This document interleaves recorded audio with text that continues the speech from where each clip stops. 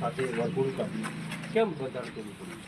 પહેલાં તો બંધારણ તોડ્યું જ નથી અને જે કોઈ અમારા ગામમાં મિટિંગ બી થઈ નથી. દરેક ગામમાં જે બંધારણ કર્યું છે એમને ગામ ભેળું કર્યું છે આગેવાનોને, પછી એમને એક નિયમ નક્કી કર્યા છે કે આપણે શું શું કરવું, શું શું ના કરવું. પણ અમારા ગામમાં એવું કોઈ થયું નથી. જે ઘર ધણીના જે લગ્ન હતા એ વ્યક્તિ ઓલરેડી અઠવાડિયા 10 દિવસ પહેલાં આયોજન કર્યું હતું કે ગામ ભેળું કરીને હું આનું પાલન કરું, પણ ગામ કોઈ આવ્યું નથી.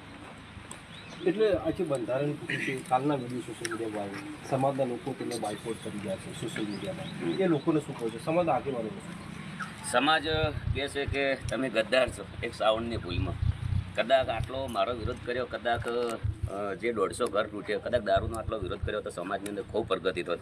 હવે જે આ લોકો અચાનક આટલા બધા આવ્યા છે તો એમને કહું છું કે ગમે ત્યારે ફરી બંધારણ કરો ને અમારા ગામમાં દારૂ ચાલુ કરો તો આટલા ઓનાથી ડબલ આવજો.